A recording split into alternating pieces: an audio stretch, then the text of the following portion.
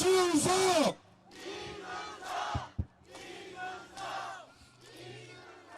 예, 안녕하세요. 방금 전에 천하람 위원장이 가서 천하람 위원장 호칭하고 이렇게 하는데 이렇게 먼저 말하고 시작하겠습니다. 야, 나 안 죽어. 절대 죽지 않겠습니다, 여러분! 박수로 부탁드리겠습니다!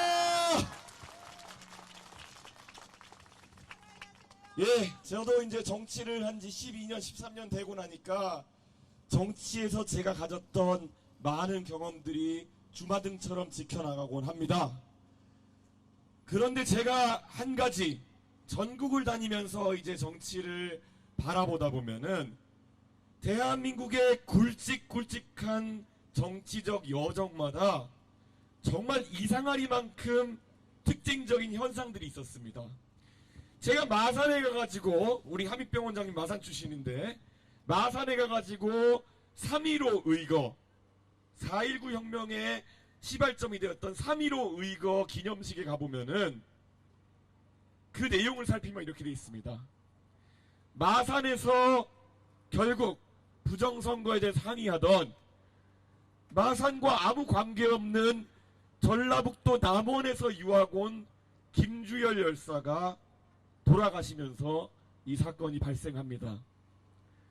그런데 결국 대한민국 1공화국을 몰락시킨 그 4.19라는 거대한 혁명의 시발점은 어쩌면은 민주주의에 대해서 아니면 정치에 대해서 굉장한 관심은 없었을지도 모른, 하지만 정말 아닌 것을 보고 불의를 참지 못하고 나섰을 남원에서 유학 온 김주열이라는 사람에게서 시작했던 겁니다. 그리고 우리 사회에 있어서 또 하나의 마음 아픈 지점이었던 광주의 5.18을 생각해보면은 아마 5.18에서 희생되었던 그 많은 사람들 중에 정말 그날이 오기까지 본인이 그 투쟁의 선봉에 서가지고 시민군의 역할을 할 거라고 생각했던 사람은 없었을 겁니다. 정말 공수부대가 진압하러 오는 그날까지도 과연 우리를 쏠까 하면서 그 앞에 섰을 사람들이 대부분이었을 겁니다. 그게 그런 겁니다. 정말 대한민국의 민주주의에 거대한 위기가 오고 정말 국가의 위기가 왔을 때 그때 정말 정치와는 아무 관계도 없었고 정치를 꿈꾼 적도 없었을 사람들이 정치의 전면에 나서게 되는 것이 대한민국의 역사 속에서의 숙명이었습니다.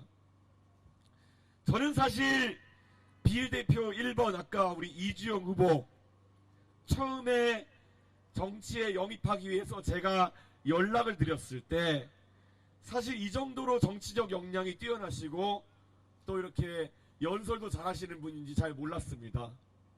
그런데 그런 겁니다. 정말 아닌 것에 항거하고 정말 무엇을 바로잡겠다는 의지가 있으면은 아마 여기 계신 누구도 굉장히 뛰어난 정치인이 될 수 있는 것이 바로 정치라는 공간입니다. 누구라도 문제의식을 올바르게 가지고 해결하기 위해서 달려나가는 순간 여기 있는 모든 분들은 정치의 대상이 아니라 정치의 주체가 될 수 있는 겁니다. 그래서 우리가 모두가 문제의식을 가지고 정치의 주체가 됐을 때 우리는 하나의 혁명을 만들 수 있는 그런 세력이 됩니다. 여러분, 대한민국의 정치 지금 산적한 문제들이 많습니다. 우리가 개혁신당을 중심으로 같이 뭉쳐서 문제의식을 가지고 달려들면은 대한민국 정치, 대한민국의 병폐, 대한민국의 적폐 싹 해결할 수 있겠습니다. 같이 달려드시겠습니까, 여러분?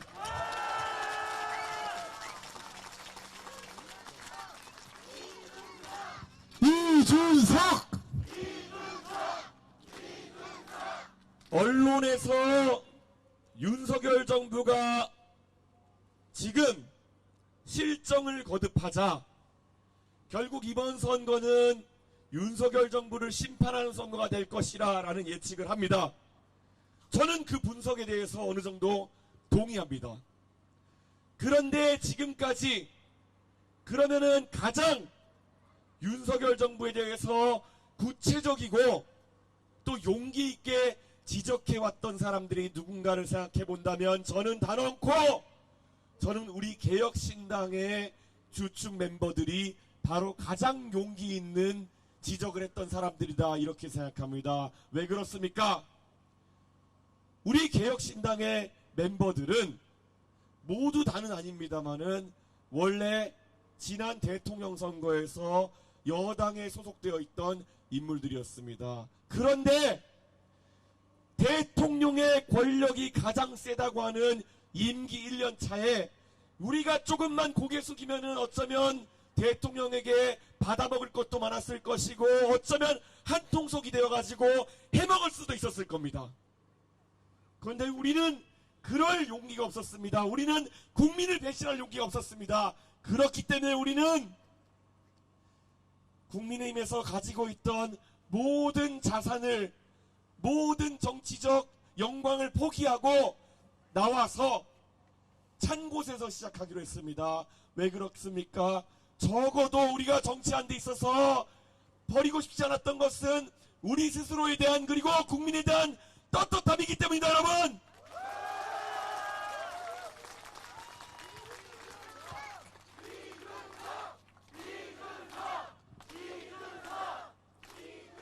저는 윤석열 대통령에게 맞서려고 한다면은 얼마나 개인적으로 울분의 서사가 있느냐, 얼마나 당한 것이 맞느냐도 꽤 중요하다고 봅니다. 왜냐? 진심을 다해서 윤석열 대통령에 대한 지적을 할 것이기 때문이죠.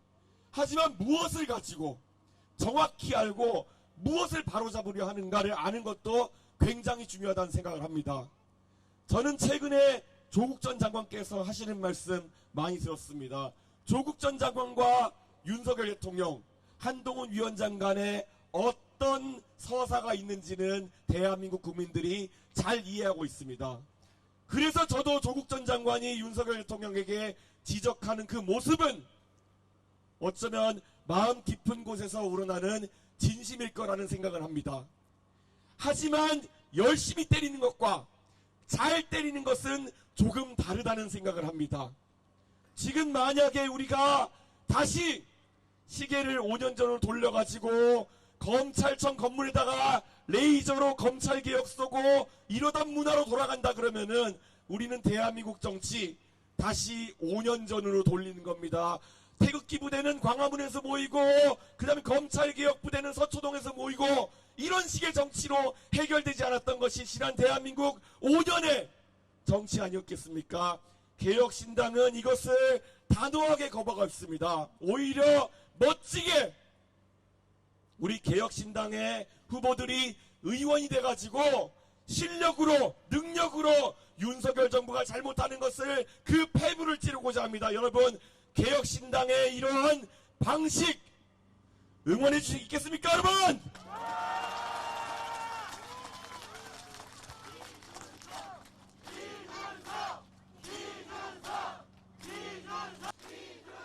지금까지 민주당은 170석, 180석 의석을 가지고 얼마나 기회가 많았습니까?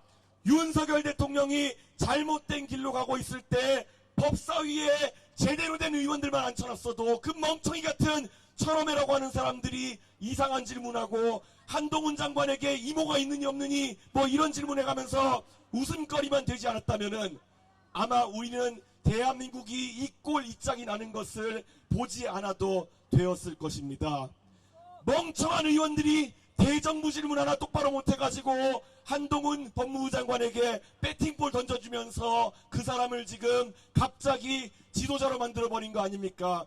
저는 윤석열 정부가 저렇게 무식하게 막무가내로 나서면서 대한민국 국정을 마음대로 하는 것은 절반은 윤석열 대통령의 정치에 대한 몰이해요.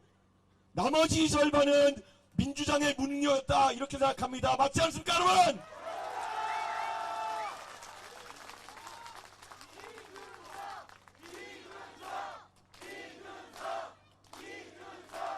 저는 지금 양비론을 하려고 하는 것이 아닙니다. 저는 그러나 지적합니다. 여당 역할을 못했던 여당, 제1야당 역할을 못했던 야당, 둘 다 이번에 싹 쓸어버려야 되지 않겠습니까, 여러분?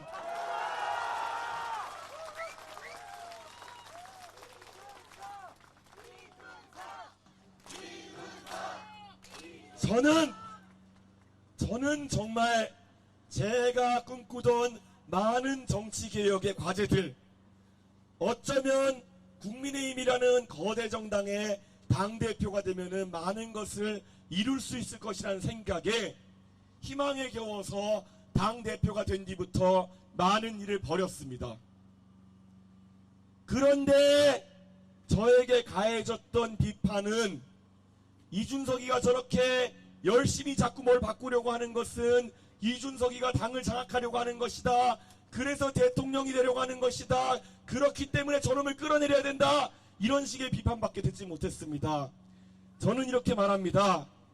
대통령병에 걸린 그런 사람들 눈에는 모든 개혁의 과제들이다. 모든 도전들이 다 그렇게 보이나 봅니다. 그런데 이건 구조적인 문제입니다. 거대 양당의 당대표가 되는 사람들이라고 하면은 바로 그 유혹에 빠지게 되어 있는 것입니다. 그것이 비록 당대표가 아니더라도 비상대책위원장 같은 임시직이라 하더라도 그 대통령병에서 빠져나오지 못하면은 맨날 전통시장 다니고 생닭 흔들고 이러면서 희화화되는 겁니다, 여러분. 그래서 저는 그때 당대표에서 끌려 내려오면서 결심했습니다. 언젠가는 이 덩어리에 의존해가지고 대한민국을 개혁하는 것은 쉽지 않겠구나라는 생각했습니다. 그렇다면은 남은 길은 오직 하나, 정말 초심부터 시작해서 정말 벤처기업을 일구는 느낌으로 정당을 새로 만들어서 시작부터 깨끗한 정당 만들어야 되는 거 아닌가 고민했습니다. 여러분, 만약에 이번에 저희 개혁신당이 지역구에서 정정당당한 승부로 당선자를 배출하게 된다면은 우리는 정말 정치개혁을 선도할 수 있는 깨끗한 정당의 시초를 닦는 것입니다. 여러분, 이것의 중요한 정치적 의미를 알아주십시오. 이것을 시작으로 해서 다음 지방선거에서, 그 다음 대통령 선거에서 우리는 어쩌면은 정치개혁의 정확한 지형점과 메시지들을 만날 수 있을지 모릅니다. 저는 그날이 기다려집니다. 여러분, 저의 이 절박한 마음을 이해해 주시고 그날이 오기까지 함께 해주시겠습니까? 이준석!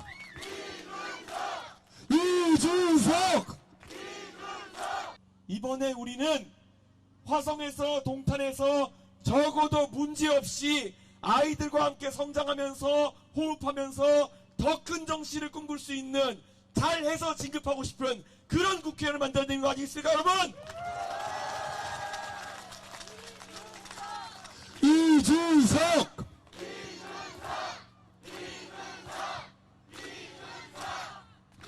정치 개혁에 있어가지고 정말 많은 것이 떠오르고 하고 싶은 일이 많습니다.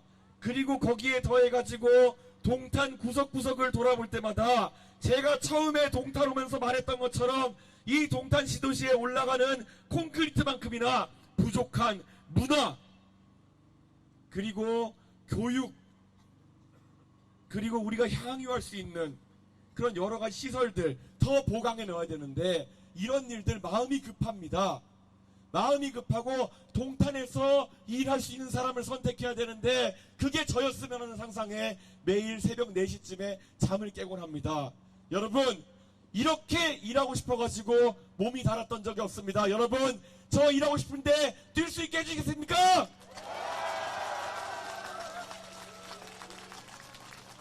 그러면 동탄이 정치의 중심이 되고 저는 동탄에 쏟아지는 관심 바탕으로 동탄의 여러가지 산적한 문제를 풀어내서 여러분에게 보답하겠습니다. 여러분, 오늘 밤 함께 만들어 봅시다. 감사합니다. 여러분 뜨거운 박수를 부탁드리겠습니다. 이준석